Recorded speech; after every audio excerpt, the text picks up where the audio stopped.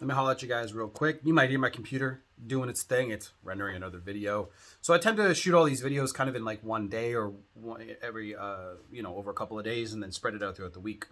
So I want to talk about respecting yourself. Now, this isn't from some sort of question or anything like that. It's more just something I want to say from like an older brother to, you know, even if some of you guys are older than me, I'm only 30, but from like an older brother to a younger brother kind of thing. And really it's just respecting yourself. Respect yourself. I know it coming from me, you guys might be like, well, yeah, I know, but like a lot of people really forget to put themselves, to think of highly of themselves.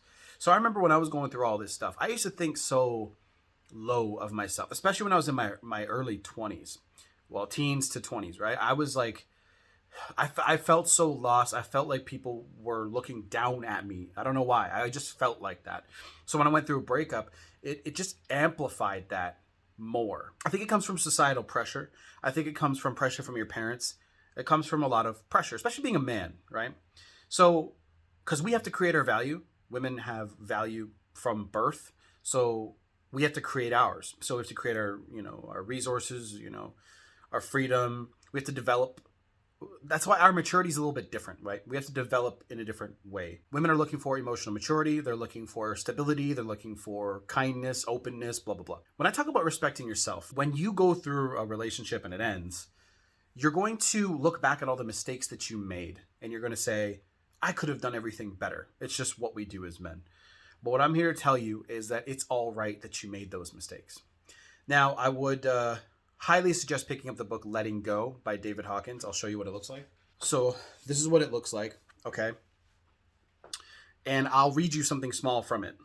It's called The Scale of Emotions. For simplicity and clarity, we will utilize the scale of emotions that corresponds with the levels of consciousness, a thorough presentation of consciousness levels that are scientific basis and practical applications, found in Power versus Force. That's his first book. The Hidden Detriments of Human Behavior. The subtitle to his first book. Briefly, everything emits energy, okay? Either positive or negative. Intuitively, we know the difference between a positive person, friendly, genuine, considerate, and a negative one, greedy, deceitful, hateful. The energy of Mother Teresa was obviously different from an energy of Adolf Hitler. Most people's energy is somewhere in between the two. Music, places, books, animals, intentions, and all life emit an energy that can be calibrated as to its essence and its degree of truth. Like goes to like. The different energies constellate in attractor patterns of levels of consciousness. The map of consciousness, which I've shown in previous videos, it was backwards, provides a linear logarithmic view of its nonlinear energetic terrain. Each level of consciousness or attractor pattern is calibrated on a logarithmic scale of energetic power ranging from 1 to 1,000. The level of full enlightenment is at 1,000. At the top of the map represents the highest level attainable in the human realm. It is the energy of Jesus Christ, the Buddha, and Krishna. The level of shame, 20, is at the bottom, close to death, representing bare survival. The level of courage is the critical point that makes a shift from negative to positive energy. And that's the whole point I wanted to make. I probably should have just read that part, but I wanted to, give you guys a little bit of context. It is the energy of integrity, being truthful, empowerment, and having the capacity to cope. The levels of consciousness below courage are destructive, whereas the levels above are life supportive. A simple muscle test reveals this difference. Negative stimuli below 200 instantly weaken the muscle, and positive stimuli above 200 instantly strengthen the muscle. True power strengthens, force weakens. Above the level of courage, people seek us out because we will give energy to them. You know the whole idea when someone's an energy vampire? That's because they are literally draining your energy by being in your presence. You are giving. So even if you are a negative person too, I think there are people that are even more negative than you, and they are hard to be around. But when someone's a positive power, I should say, when someone's positive, they always uplift you. They say kind things to you. They tell you everything's going to be okay.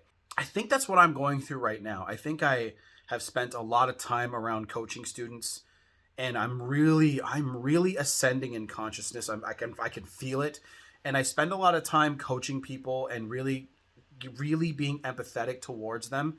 And I think it drains me, and I do it because I need to. It's one of my purposes right now, but I think I get tired from it faster than I used to. And I'm not going to stop just because of that. It's just I think I need to take a little bit of a break sometimes. I think that happens to YouTubers, to be quite honest with you, sometimes. Above the level of courage, people seek us out because we give energy to them. I think I just read that. And we have goodwill towards them. Below the level of courage, people avoid us because we take energy from them. And we want to avoid them. So we want to use them for our own material and emotional needs. Here, we delineate the basic scale starting from the higher energies down to the lower. So when it goes through all of them, right, it says like peace here, joy here, and so on and so forth. And then it just goes through all of the emotions. And a lot of you guys get stuck in these lower emotions. So I'm going to start from the top, pride, right? Now I'm going from the top to the bottom in terms of like in the negative scale, and it goes to worse. So pride is at 175. And it goes, my way is the best way, says this level. Its focus is achievement, desire for recognition, specialness, and perfectionism. It is better than and superior to others. Anger, right? Desire, fear, grief, apathy, and guilt. So when you guys go through the breakups, like I say, you guys are all very guilty of your choices, right? So guilt, in this energy field, one wants to punish or be punished. It leads to self-rejection, masochism, remorse, feeling bad, self-sabotage, it's all my fault, accident proneness, suicidal behavior, projection, and self-hatred onto evil others are common. Okay. It is in the basis of many psychosomatic illnesses.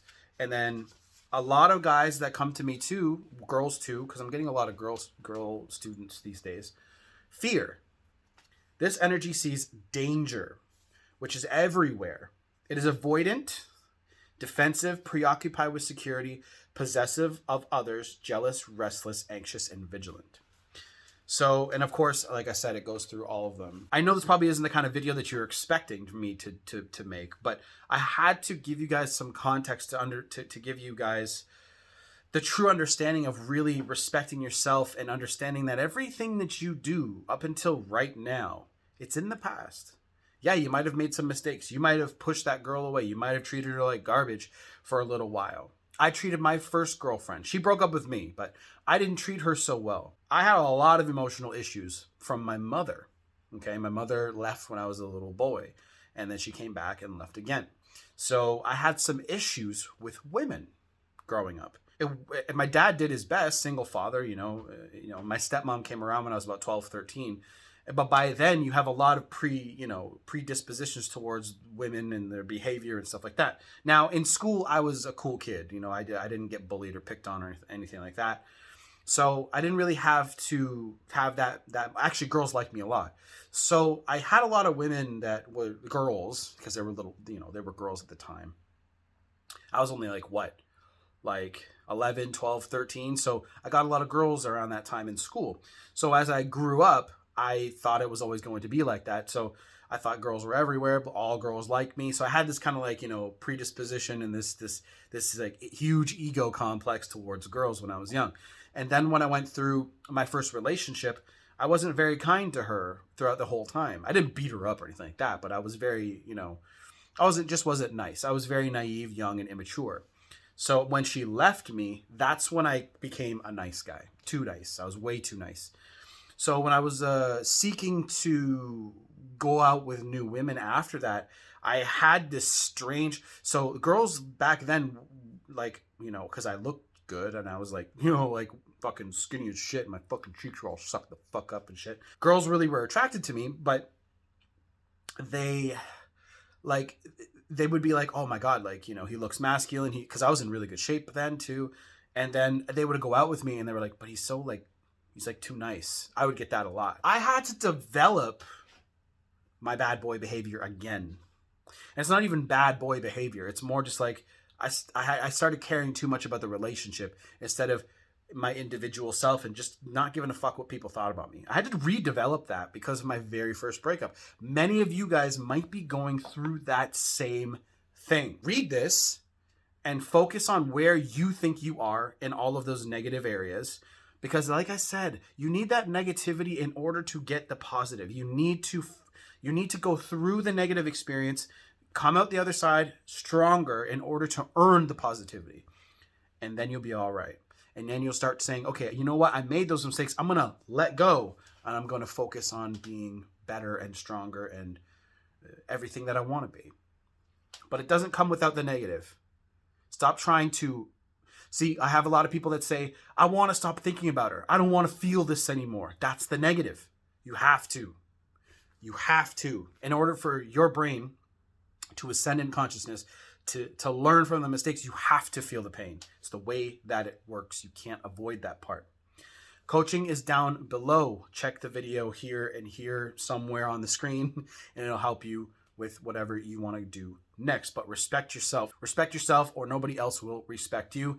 And that just takes a little bit more work diving in. Okay? Love you guys. Check the description box down below, the comment section as well. There should be pinned books there for you. And I am done.